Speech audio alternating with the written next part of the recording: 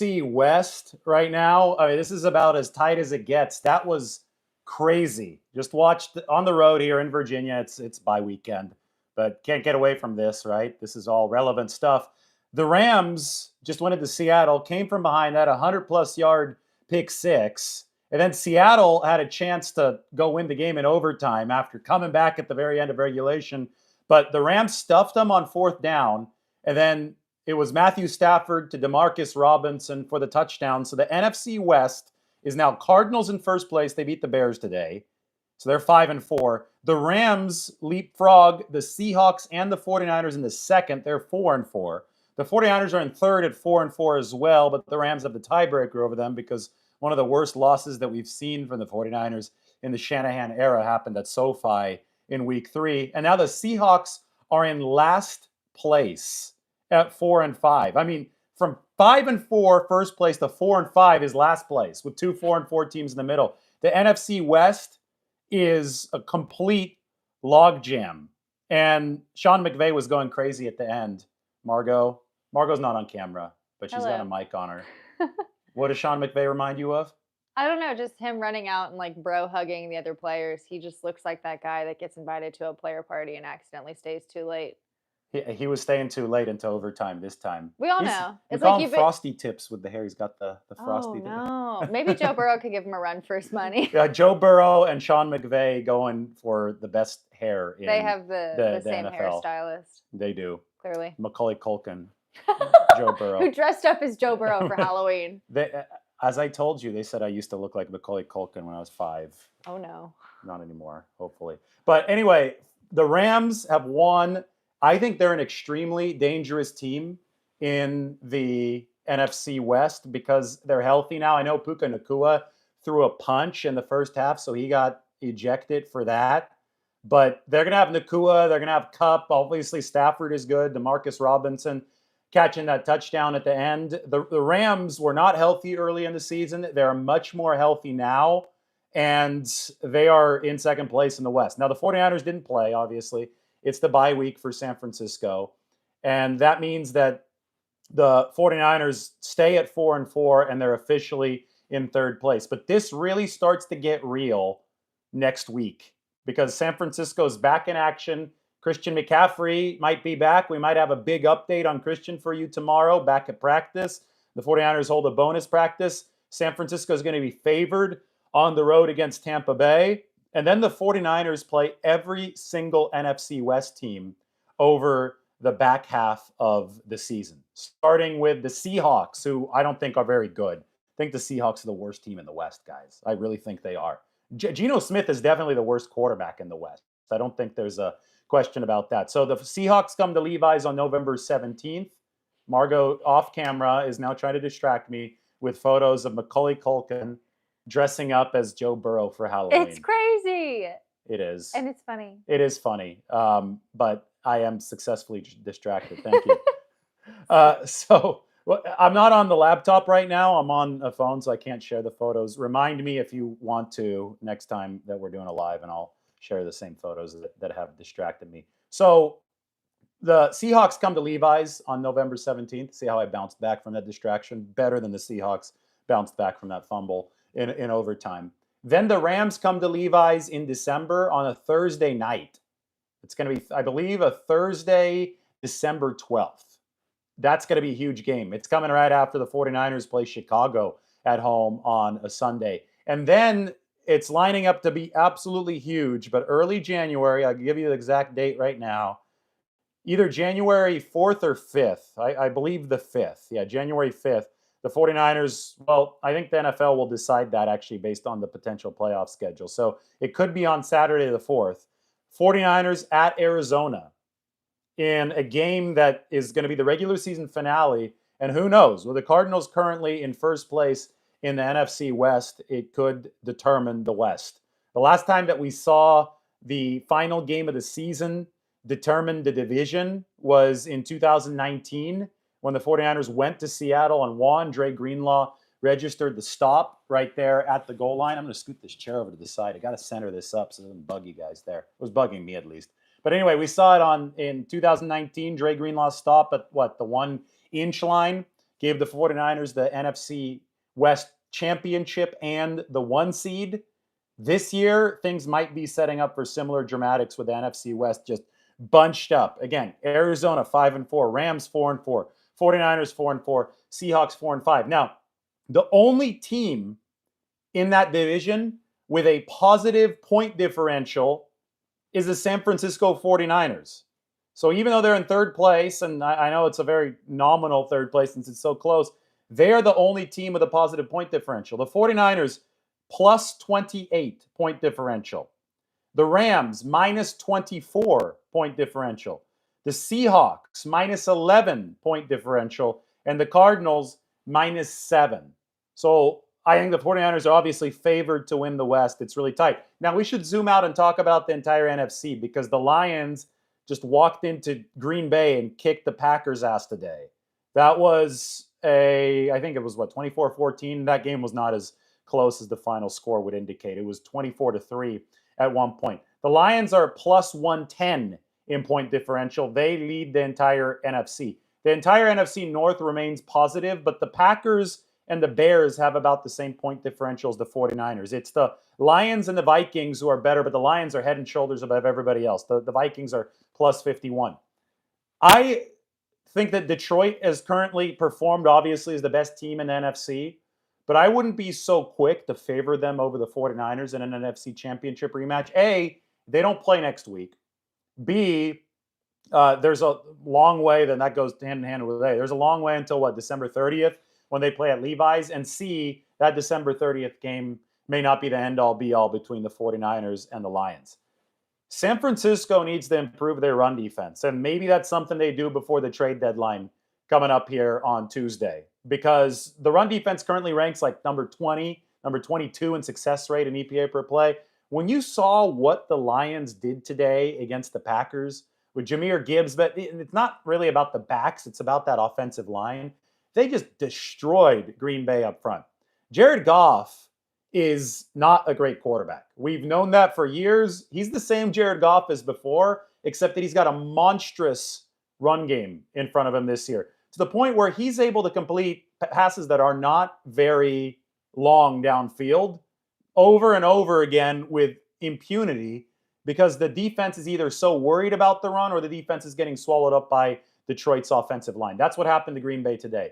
The 49ers are going to have to find a way to generate stops against the run to force Jared Goff to actually play quarterback against them. If they do that, they have a very good chance against the Lions. I would take the 49ers in a shootout against the Lions. Somebody tweeted, and I corrected them on Twitter right now, oh, the 49ers don't want to play a shootout against the Lions. Hell yes, they want to play a shootout against the Lions. You take Brock Purdy over Jared Goff every single time. What you can't have is have the Lions strangle the game with their run game. You can't have the Lions be able to just say, hey, we're going to run the ball, get into good down and distance consistently, and then hog the ball the whole game, because that keeps Brock Purdy on the sideline. But say the 49ers go into Detroit for an NFC championship game or an NFC divisional game, and they're able to reasonably stop the run or create enough negative plays or takeaway kind of plays to put the game into Jared Goff's hands to where he has to throw the ball a little bit more, and he scores some points, I would still take Brock Purdy over Jared Goff in that instance. In a pure shootout, a Wild West shootout, the 49ers have the better and more complete quarterback by far. Brock Purdy by far over Jared Goff, to where I think they would win that game just like they did in the shootout last year. The 49ers were able to turn the NFC championship game into a shootout. That was the key for the 49ers. They won 34-31. In the first half, when the Lions just snuffed all life out of the 49ers, they played the game on their terms. They won the game at the line of scrimmage. There were effort issues from the 49ers defensive line. We saw that play with Chase Young. I mean, it wasn't competitive in the first half. But as soon as the 49ers woke up and they created a couple takeaways and Brock Purdy got to running around, we saw how big the gap between Brock Purdy and Jared Goff was. Every single time that Jared Goff was pressured in the second half, he was unable to deliver. Every single time Brock Purdy was pressured, he was able to run. The mobility, I think, is the biggest difference between Purdy and Goff. So if you play the Lions moving forward, 49ers need to make it about the quarterbacks. not about Detroit's run game. And right now, if I'm the 49ers, I am extremely worried about Detroit's ability to not make it about the quarterback. Detroit's ability to make it about their run game against a potentially bad 49ers run defense that ranks number 20, that could win the game for the Lions, just like the first half of the NFC Championship last season. So when we talk about NFC supremacy, the key for the 49ers is to improve the run defense. How are they going to do that? Well, the trade deadline is coming up. Are they going to make a move? I don't know. I think they will. I think they want to make a move. Will the opportunity to make a good, worthwhile move present itself? That's another question entirely. But so far, I've talked about Davon Godchaux, and that's a player we know the 49ers are interested in. That's not speculation. They're interested in him, but are they interested in him at the price that the Patriots will be willing to deal him? We'll see. New England lost again today at Tennessee, so they should definitely be in fire sale mode, although they might be excited about their quarterback, Drake May, for leading that comeback, finishing that comeback on the last play of regulation to send it to overtime. Godchaux could help the 49ers run defense. I think somebody like Calais Campbell can help the 49ers run defense because he lines up all across the formation at defensive tackle, at defensive end for the Miami Dolphins. They lost again today at Buffalo. They're 2-6. If you ask me, I think Miami should be in sell mode. Mike sent me a list of teams that he thinks are in sell mode right here. The Giants, yes, the New York Giants. Okay, I agree. The Cleveland Browns, I see Dalvin Tomlinson on that team. I agree. I don't think they're going to trade Myles Garrett. The New Orleans Saints, oh my goodness, that was embarrassing. Losing to the Carolina Panthers today. You saw that, didn't you, Margot? Margot's not listening. Margot's got her headphones on. We're going to try to get a hold of her. What? Did you see the Saints lose to the Panthers today? I'm just sad for both of those teams. It was bad, I'm right? sad. I just said it was embarrassing, but you had your headphones in. I thought I was going to get a reaction out of you. Yeah, that was bad. You were at the Saints bar. You know, those people means a lot to those people. Yeah, what is it? The Gumbo Voodoo Lounge, Black Magic Voodoo Lounge, right? The Black Magic Voodoo Lounge that serves gumbo. Yes. Yeah, those people are great. And they lost to the Panthers. Yeah, and Annie loves Carolina Panthers. So I was explaining to people what buying and selling at the trade deadline is. So the Saints should be in selling mode because they're trying to sell players so they can buy assets. The Panthers shouldn't be in selling mode? Both of those teams should be in selling mode. Yeah. Those were two teams that are definite sellers this year. Yes. So that was bad. Go on with your day. We just had to bring attention to the low light of the day. Hey, your Titans, or they're not your Titans anymore, but I mean, they'll always be my Titans in a sense because I am a native Nashvilleian, but my marriage vows take over my hometown. There you go. You heard her. You should give the channel a subscribe, hit the sub button, because Lombardi herself just said that she's a 49ers fan. Huge, for life. Big if true. Big if true. Yeah, big if true. So Tennessee beats New England in overtime. They're both, the Titans sell, New England's going to sell, the Saints are sellers, the Panthers are sellers. Okay, who do we have on all those teams? You could trade for Chase Young again. Just kidding. Yeah. I have a question. Yeah, go ahead. What record does a team have to indicate that they're sellers versus buyers? That's a good question. I'm going to look at the records right now. So the teams that we're talking about as definite sellers are the Saints, 2-7. I would say, yeah, let's sell if you're on the Saints. The Panthers also 2-7. Although not all 2-7 teams are the same. The Saints have a negative 22-point differential. The Panthers are minus 146. Oh no! But they just beat the Saints by 1. So they improved their point differential by 1 point. Whatever helps them sleep at night. Yeah. Who else is a seller? The Titans, we said? Yeah. 2-6. And the Patriots. What about the Jets? The New York Jets have already done some trading, but they're pretty... 4 players. They're desperately trying to bolster. They're buyers. They're buyers. So the Jets are... Then they won the other night, right? But the Jets haven't they only won 3 games? Yeah, they're 3-6. They are hanging on by a thread. If they would have lost, all conversations were on the table. Right? Sure. So, but anyway, the average record of the teams I'm listing is like 2-7. The Dolphins are 2-6. That answers your question. How many teams have only won 2 or less games? 1, 2, 3, 4, 5, 6, 7, 8, 9 teams. Is that typical for each season?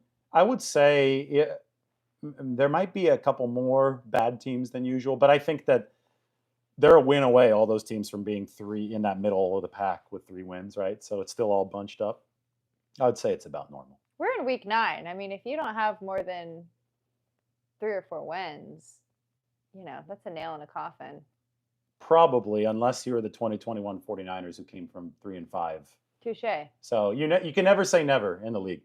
Anyway, that's our buyers and sellers. We're going to finish up with the Panthers, the Jags, and we'd said the Titans all have just 2 wins going into the Tuesday trade deadline. Those are your sellers for November 5th. So who should the 49ers pick up? You can let me know let us know in the comment section, since there's a second person on the show. Margot joining by microphone, the Margot mic. This is the Margot hot mic. Yeah, the Margot hot mic. They're not supposed to hear this. All right, here, let's see. Where do we got? The Lions probably going to get the first seed. Yeah, I mean, if you look at the NFC right now, the Lions are 7-1, but the Commanders are 7-2. Guys, there's still a long way to go. There's still a long way to go. People always think they got it figured out at this point, and you don't. You really don't. We don't know what's going to happen moving forward. We can make some prognostications.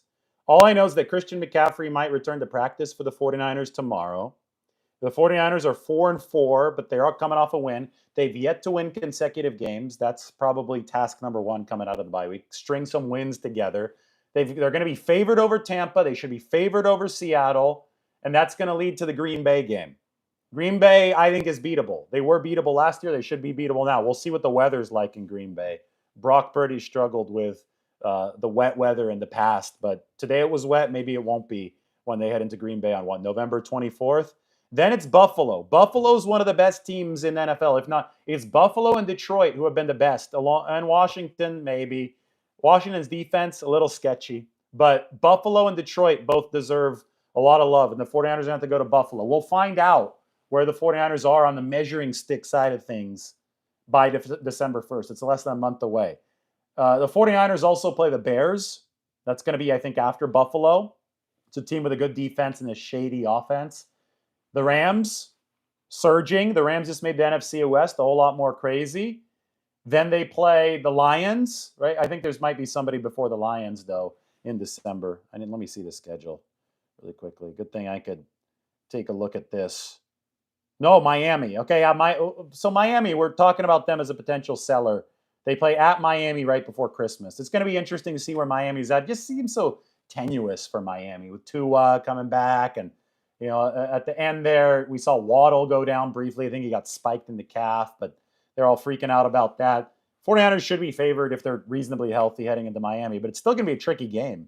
Still going to be an East Coast game. They're better in December than in September to head and play in Miami. Then Detroit, and then at Arizona. I mean, this is going to be a hell of a ride. It's going to be a lot of fun over the back half of this season. So for that reason, the 49ers want to layer as much depth as they can. We talk about who they might trade for. I know I've discussed this. I mean, go and watch the videos from earlier today. We're in Virginia right now, so you can tell. Hotel room, mic set up. Everything is a little bit different. But we were in, what was it, Frederick? Yeah, Frederick, Virginia. Talked about Calais Campbell. Yesterday, talking about Jeffrey Simmons in Baltimore. I'm just talking about potential fits, right? We know Davon Godchaux is somebody from the Patriots the 49ers are interested in. We're focusing on defensive line in our discussions because I think that one weakness that the 49ers might need to address to get over the hump in the NFC is the run defense. Again, number 20, it's not ranked. It's not very well. The run defense is struggling for San Francisco so far this year. And the Detroit Lions are the best running team in all football. Jared Goff is by far not the best quarterback in football. And you need to make sure that you can play a game against Detroit on the terms of the quarterback position. If you can make a game against Detroit, Brock Purdy against Jared Goff, you will win. If you make the game against Detroit, the Lions running game against an overmatched run defense, you will lose. It's as simple as that. It was a tale of two halves last year. It was Lions run game dominating the 49ers run defense in the first half, and then it was Brock Purdy dominating Jared Goff and the Lions in the second half last year. Play it according to the second half. You're in a good position if you're the 49ers, but they need to get to that point, which is why we're talking about Godchaux. We're talking about the potential return of Javon Hargrave and how the 49ers might use him come playoff time, coming off the torn triceps. Yetur Gross-Matos is a really important piece for this football team. He's currently out with a knee injury. They expect him back by November 17th against the Seahawks. How's Evan Anderson going to emerge for the 49ers if they don't make a trade? Evan Anderson's earned a promotion to the 53-man roster from the practice squad for the 49ers, and that's all great, but now he's going to have to start delivering more snaps and more solid run defense, and he's already, 4 pressures on 20 or so pass rushing snaps. Really impressive stuff so far from Evan Anderson, but they're going to need more from him. They're going to need a healthier second half of the season from Kevin Givens. That's why I'm talking about potential reinforcements, because the 49ers, I think, could use that, but we'll have to see if somebody can come in at the right price. The NFC West is a tight race, but the NFC is looking like a daunting race. I think the 49ers have a good foundation to win both of those races, but improvement is going to be needed if that's going to happen. If that's going to happen. The NFL in general is supposed to be the most competitive league in the world, right? And I think that's what we're looking at right now. And when we talk about 49ers strategy moving forward, I think it's super fun to be taking a look at the map and the tactics of everything and saying, okay, this is where the 49ers look solid. I think they look solid in the NFC West race, which is so clumped up. They have the highest point differential there, but I think they're going to need to make some moves, either internally or with external help through the trade deadline, to be able to go toe-to-toe with a team like the Detroit Lions. You can talk about the Super Bowl later, right? We're going to get a measuring stick for the 49ers Super Bowl chances on December 1st when they play the best team in the AFC so far in the Buffalo Bills. But for now, I think that run defense, that's a ubiquitous kind of thing. You have to make the run defense better than it has been for the 49ers. Will you do that through the trade market? Will you do that through internal adjustments? We'll see. In 2021, it was a little bit of both. They picked up Charles Omenihu, but he was more of a pass rusher. They made some internal adjustments to that run defense to make it better down the stretch. What will they do here in 2024? All right, I might have a minute or two more left, so toss your questions in there. I know Sunday Night Football is going to be starting right now. I could go through some scores from today. Margot, let's get ready to go to the bar. She gave me the thumbs up. She's not talking anymore. It's a tavern. It's a tavern. Yeah, we're in Virginia. Okay, they don't call it a bar in Virginia. They call it the tavern. And they close pretty that's early. What the Colonials called it. The Colonials called it a tavern? Sure. Like Virginia's old enough. Like, that's where all the Colonials were hanging out. Yeah. Oh, we're going to go to hang out where all the Colonials were hanging out. All those Patriots. Not the New England. Well, a lot of them were New England Patriots, I guess. All of them. That's where the name started. Eric Gomes says Virginia is nice in his traditional all caps. Eric Gomes always comments in all caps. He's hi, great. Eric. Margot says hi. Eric likes you, Margot. Eric's a good guy. Well, I like Eric. He always has really great comments. Yeah, he shouts out to you. More comments, guys. Let's go. All right, 2020 vibes. That's a bit extreme. Somebody's saying they're getting 2020 vibes from the 49ers.